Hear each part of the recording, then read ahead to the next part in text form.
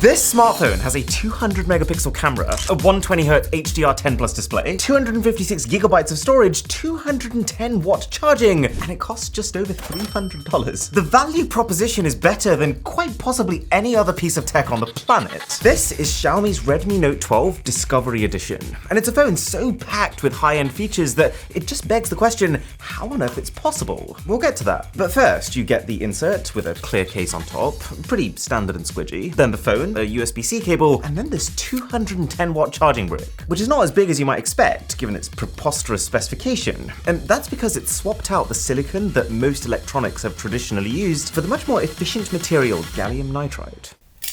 Right, there's a lot of stuff to show you here, but obviously the very first thing we should do is charge the thing. So it's completely dead right now, so let's plug it into the mains. They said this could be charged from flat in 9 minutes, but that kind of sounds too good to be true, so we're gonna test that theory. Just for some perspective though, Google's new Pixel 7 Pro supports up to 23 watts of charging power. The iPhone 14 Pro Max can charge with up to 27 watts of power. Samsung's Galaxy S22 Ultra can charge with up to 45 watts. These are all $800 plus smartphones, so you can understand why I'm taken aback by this $330 phone that can charge at up to 210 watts. And that, unlike those other flagships, actually comes with the 210 charging brick that you need to achieve that. And this is already where it starts to get a little weird, because if you search up 200 watt charging bricks, you will struggle to find a genuine one for less than $150 on its own. And even those won't actually be able to send 200 watts of power through a single port, like this one can. But it's more than that, because it's not just that you have to bundle in a powerful charging brick. For this phone to be able to receive charge that quickly, Xiaomi have also had to split the 4,300 mAh battery into 2 separate cells and install no less than 3 dedicated chips within it to be able to manage all of that juice coming in. As for how fast all of this makes the charging, well, since I plugged it in about 3 minutes ago, we are on 38%. And it's literally going up in front of my eyes, it's on 40. How many iPhone cables would that be the equivalent of? See how long it takes to get to 100. And while it does that, we need to talk about the rest of it. Because even putting the charging aside, the Redmi Note 12 Discovery is quite a unique specimen. I mean, for starters, the design. This phone is bang on halfway between the flat iPhone-like aesthetic that a lot of companies have started jumping on recently, and the more traditional curved back. And it's kind of the best of both worlds. It's got that sharp look without that sharp feel. It's not particularly luxurious, it's basically glass on the front and back and then plastic in the middle, and I'd even go as far as to say that the color and the finish are boring considering how interesting the phone itself is, but nonetheless, it's comfortable because the shape makes a lot of sense. And it is surprisingly friendly to the consumer. They've put an IR blaster on top, there's a side-mounted fingerprint scanner, which is my favorite type of fingerprint scanner. The phone has a headphone jack, plus it's officially certified as IP53 water and dust resistant, which is one of the easiest things to skip when you're trying to keep to a budget. And even as you look around the rest of the phone's features, it's not massively crippled in any way, only further begging the question of how this thing is like £280 here in the UK, which is less than half of the price of the iPhone SE with the same amount of storage and no charger. Like, the screen is a nice big flat 1080p 120Hz panel that, let's put it this way, has enough contrast that it blends into the physical borders of the phone and almost completely hides the camera when you've got it up against a black background. It has a slightly over-sharpened look to it, which comes out when watching videos, but that's standard for phones this price. There's a set of stereo speakers, one on the front that uses the phone's earpiece, and then a more powerful one at the bottom, and they're not bad either. Even the software's been really strong for me. You know, I was half expecting it to be riddled with ads to make up for the low cost of the phone, but I haven't seen a single one. And the time that I've spent with this has given me the real chance to appreciate some of the more fun nuances of the MIUI 13 Android skin that it runs on. Like, for the photo editor they have built into the gallery, it's actually insane the amount of options it gives you. It's got everything from object removal, people removal, shadow removal, to the ability to swap out the sky using AI, make it look like it was snowing, to make a daytime shot look like it was taken at nighttime.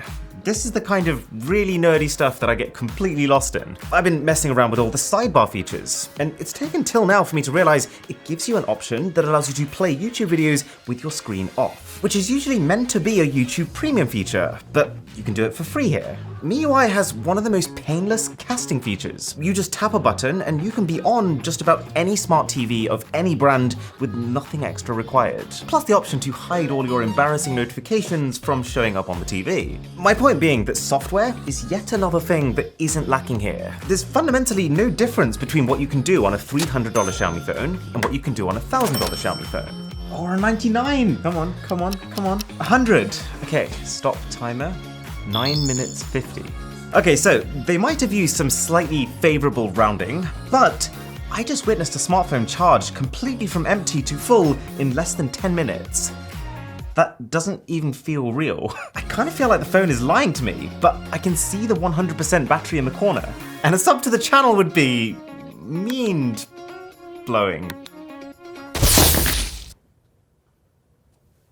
The only remaining question marks then are the performance and this crazy sounding camera. And the performance is pretty good. This Redmi is powered by a mid-range chip called the Dimensity 1080, and it scores just under half of the top-end phones on benchmarks, which translates to still being able to play every modern game, but at closer to the entry-level settings as opposed to the ultra-beautified versions. However, because this is a very new mid-range chip, it does keep the phone very current with features. Like, it's the reason why this phone can have not one, but two 5G SIMs.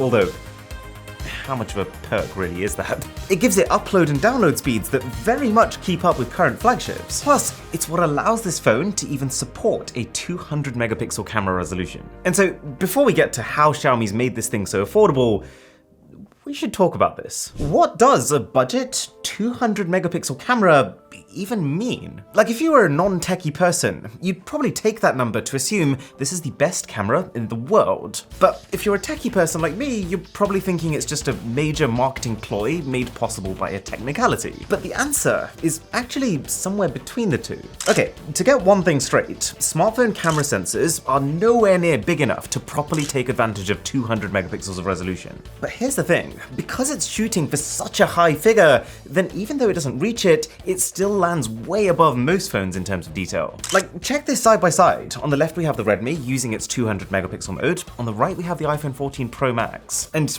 I can't believe I'm saying this, but I genuinely think you would have a hard time arguing for the iPhone here. And this is repeatable. Give it pretty much any well-lit scenario, and this $300 phone will take a more detailed photo than most flagships on the market, simply because of this insane resolution. Now, that's not to say it's a better overall camera system. There's a lot of flaws here, like the fact that the video quality kind of sucks, or that the selfie camera on the front is mediocre, or that you can basically forget that this is a multi-camera system, meaning that while technically, as well as that main 200 megapixel camera, you do have an 8 megapixel ultra-wide and a 2 megapixel macro lens for close-ups, the quality gap is so vast, partly because the main camera is really good, partly because the secondary cameras are really bad, that you will almost always just be better off taking a few steps back or a few steps forward and using the main camera for everything. But still, the fact that in 30% of my photos this is a clear-cut winner versus my iPhone 14 Pro Max, it is kind of insane. So while I do think this would be a better phone if it was more balanced, if it had a lower megapixel count but a larger sensor, if it charged a bit slower but had a bigger battery, I definitely can't argue that this is anything but ridiculously great value hardware.